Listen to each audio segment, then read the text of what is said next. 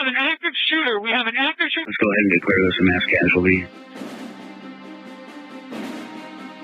Welcome to Active Shooter, a podcast that covers the whys, the hows, and the aftermath of active shooter and mass casualty events.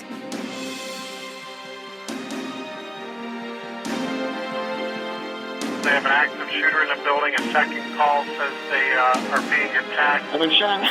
16910 means we got shots fired. 4:15 AS. Route 291 sounded like an automatic firearm.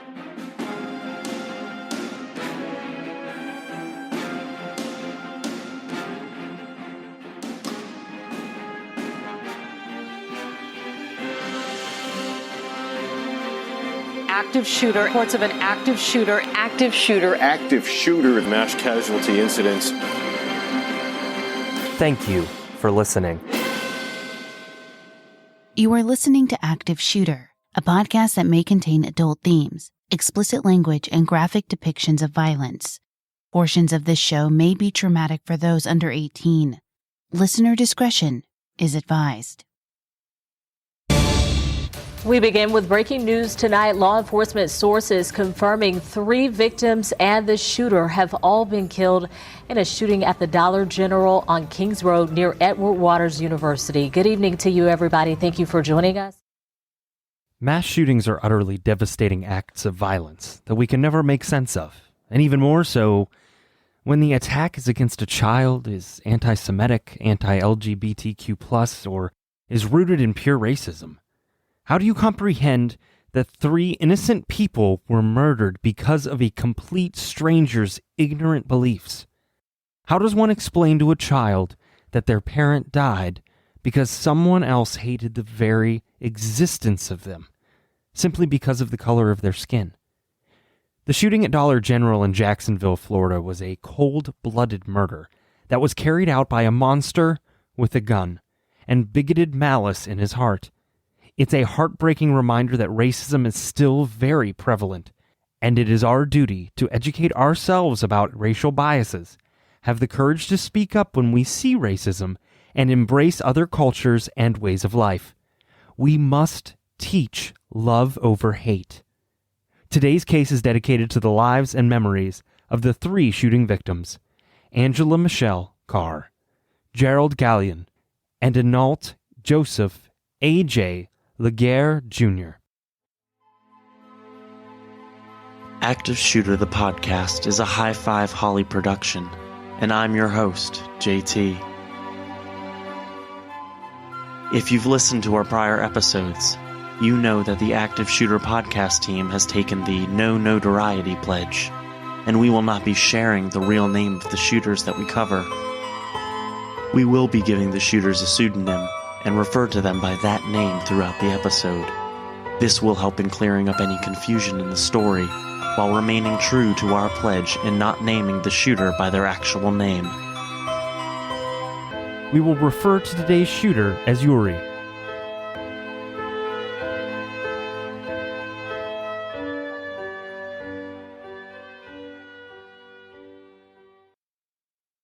Saturday, August 26, 2023 was a hot Jacksonville day.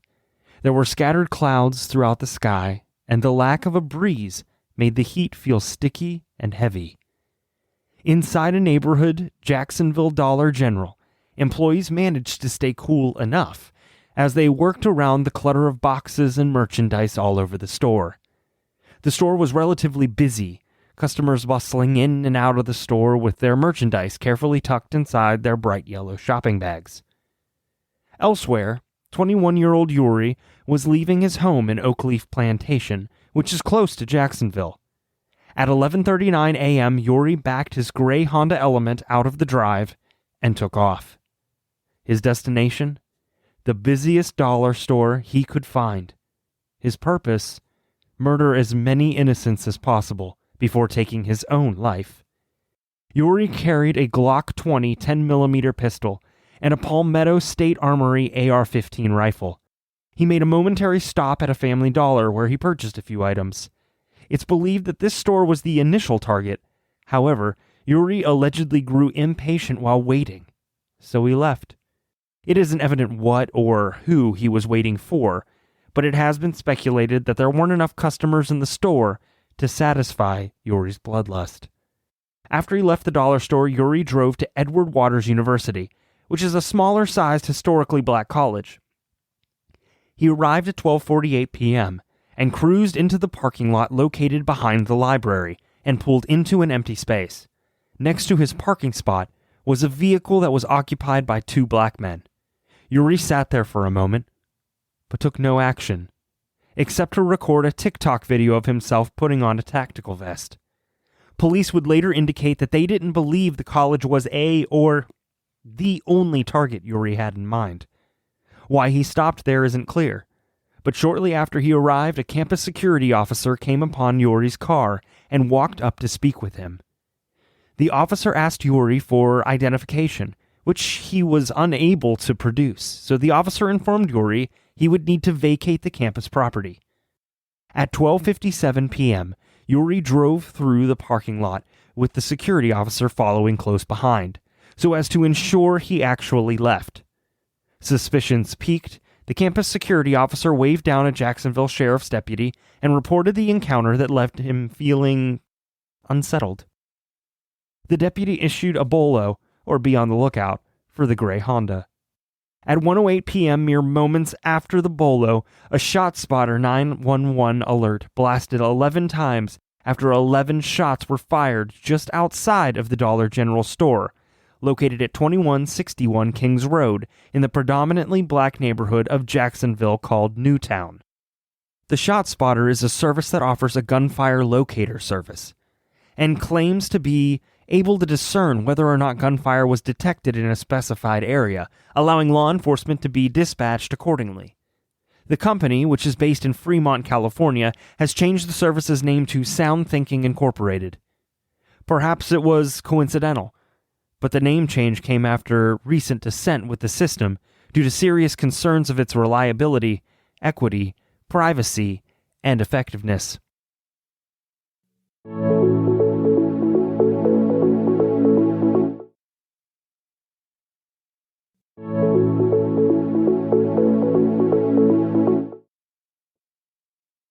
Yuri fired all 11 shots directly into the windshield of Uber driver Angela Michelle Carr's vehicle. Angela was dropping off a passenger when her windshield suddenly exploded as 11 bullets blasted through it.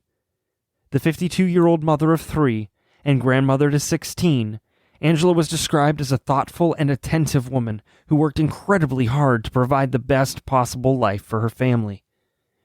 Despite her personal struggles with a rocky divorce and other family drama, Angela's daughter said her mom was the strongest person she knew. Angela leaves behind a legacy of perseverance and compassion. After shooting Angela, Yuri entered the Dollar General, and without a moment's hesitation, he raised the gun and fired. The ShotSpotter went off again, alerting one time at 1:09 p.m., as Yuri shot and killed employee Analt A.J. Laguerre, as he was trying to run from the sounds of gunfire. 19-year-old A.J. was born on October 25, 2004, and was the youngest of 7 children. When he was only 5, his mother passed away, and A.J. and his siblings were raised by their grandmother. The responsible young man aspired to be a professional video game streamer, and understandably, his favorite thing to do was play video games. His thoughtful nature will be deeply missed. The first 911 call was placed at 1:09 p.m., and several others followed. Inside the store, security footage depicted an individual wearing a tactical vest with a blue button-up shirt over it. His face was covered, and he wore a hat, ear protection, khaki pants, and rounded out the look with black boots. At a very quick glance, he might appear to be any regular shopper. Petrified employees, and even a few customers, were able to escape through the rear exit. Yuri walked rapidly towards the back of the store, briefly exiting out of the same door people just ran out of. He turned and re-entered the store and looked up to a security camera. He raised the firearm and attempted to shoot the camera, but he missed. At 1:10 p.m., Gerald Gallion and his girlfriend, completely unaware of what was taking place inside, entered the store to do some light shopping. They may have been able to peruse a few aisles searching for their desired items when at 1:13 p.m., Yuri came upon the couple. He raised the gun and shot Gerald. His girlfriend ran. She didn't think, she just ran for her life. Yuri chased her through the store, shooting at her at least once, but he missed. Gerald's girlfriend was able to get out of the store through the back exit, and Yuri followed out the same way. He shot at her again, but thankfully, he missed again. She got away, and Yuri walked back into the store once more. 29-year-old Gerald Gallion was a giving person who practiced and preached love over hate. He was the first to jump in to help someone else, and he loved his family above all else. Gerald leaves behind 2 sisters, a mother, and a 4-year-old daughter who will miss out on knowing the truly honorable man her father was. He was planning to spend the weekend with his little girl before he was ruthlessly murdered in a single act of pure hate. At 1:14, Yuri walked into the back office and took out his phone. He drafted a text to his father, which was sent at 1:18 p.m. The message instructed his dad to enter Yuri's room, but he had to pry the door open with a screwdriver. His dad got the message, read it, and went to his son's room where he located 2 documents, a suicide note and a last will and testament. It's not clear when the message was read, but at 1:53 p.m., Yuri's dad called 911 to report his son as an active shooter. He told the dispatcher that Yuri was taking Lexapro and had been seeking help from a psychiatrist. However, there was a full bottle of medication that was just filled on July 23rd, so it appeared that Yuri stopped taking the medication altogether, which in and of itself is a bad idea. Any type of antidepressant or psychiatric drug should be weaned down, not abruptly stopped. The 911 audio from this call will be played now. Okay, do you know where he is right now? No. I'm sorry, I'm a little upset. No, you're fine. Or has he said anything like this before? When he was 15, he left a note, a suicide note, and got on his bike and was headed downtown to jump off a building. And does your son go anywhere that you know of? Is there, like, common places he goes to?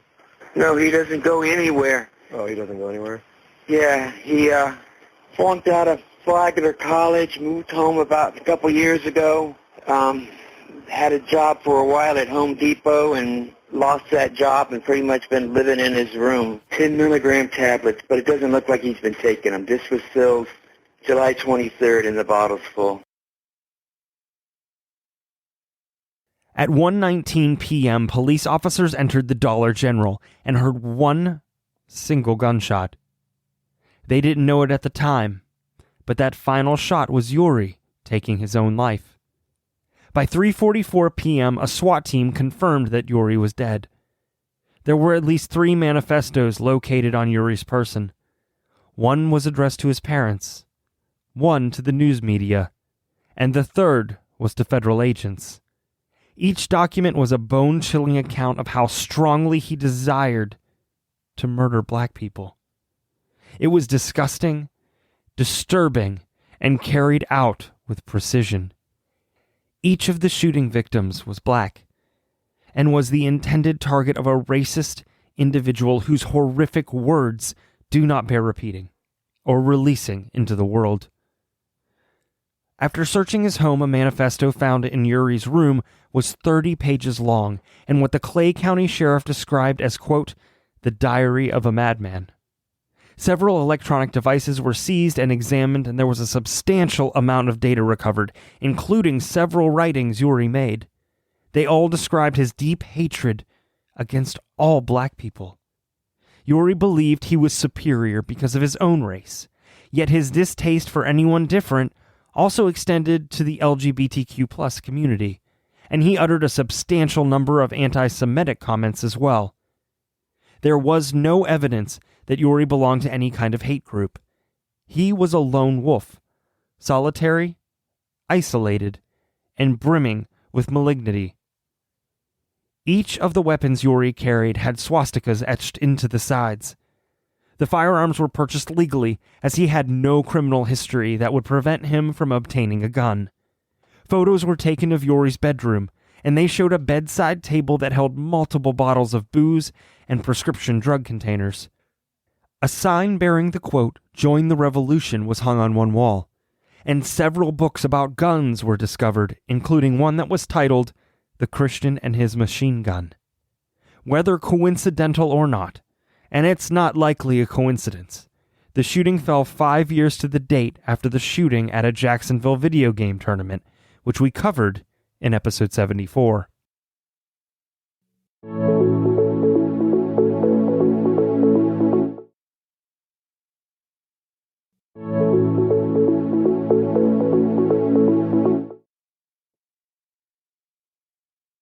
Yuri was born on November 28, 2001.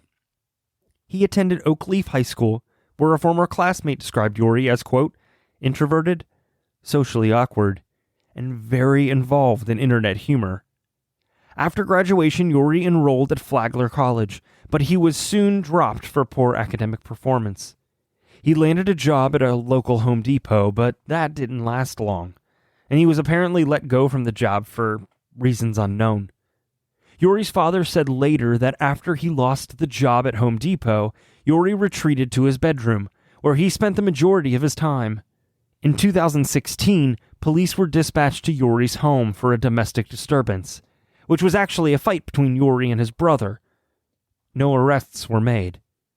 At the time of the shooting, Yuri's brother was serving a jail sentence for armed robbery. Little else is known about his family. On July 6, 2017, there was an incident when 15-year-old Yuri claimed to be overwhelmed by stress and indicated that he was going to ride his bike to the Bank of America Tower in Jacksonville and jump off. He left a suicide note and took off. The police were contacted, but before they could find Yuri, his mother located him and brought him home. A state rule called the Baker Act was enacted, allowing for an individual to be detained for 72 hours pending a mental health evaluation. After the 3-day hold, Yuri was released, and because there is no commitment order, there was absolutely nothing barring Yuri from legally purchasing the firearms he used to murder 3 innocent people. Reducing or closing these loopholes, or perhaps even enhancing existing laws, is quite possibly one of the common-sense ways we can enact sensical gun control laws that are meant to protect individuals suffering from mental health issues from harming themselves or others. Yuri worked at a local Dollar Tree from October 2021 to July 2022, but there are no reports or accounts of any issues that would suggest the reason why he chose one of the discount stores to attack. As previously mentioned, he had no real criminal record, just a speeding ticket from June 28, 2023, where he was reportedly in a 2004 Honda Element on Old Middleburg Road, driving at a speed of 41 miles per hour in a 35 mile per hour zone. His social media presence was minimal. He didn't seem to have any accounts outside of an X, formerly known as Twitter, account.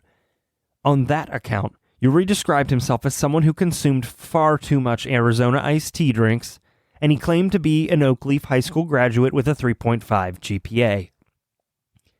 He also called himself certified in Adobe Illustrator CS6, Adobe InDesign, and Adobe Photoshop. His last posts were in 2019, and one such post included his acceptance letter to Flagler College, along with a caption, quote, "Looking forward to a bright career in business administration." The parents of the victims filed a wrongful death lawsuit against both the Dollar General and the shooter's parents, claiming that the retail giant neglected to take adequate steps to ensure customer and employee safety. The suit further cites Dollar General failed to ensure that there was proper security at the store, particularly given the fact that the store is located in a known high-crime location. The shooter's parents were blamed for failing to protect the public from, quote, reasonably foreseeable criminal acts, which were likely committed by their son. Occupational Safety and Health Administration, also known as OSHA, initiated an investigation into Dollar General after discovering the hodgepodge of merchandise, shopping carts, boxes, and stock that littered the aisleways, which may have prohibited the ability of customers and employees to easily flee the store.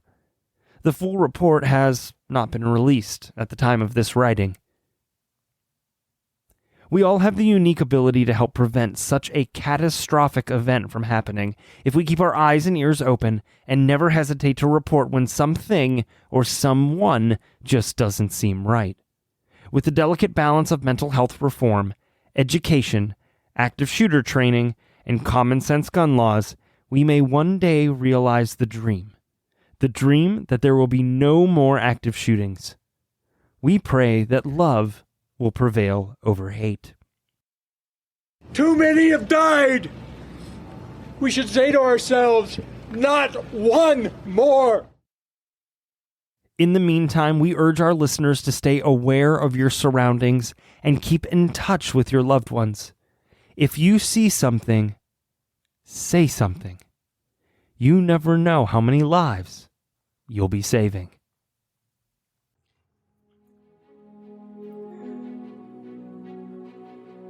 Thank you for listening to today's episode of Active Shooter, the podcast.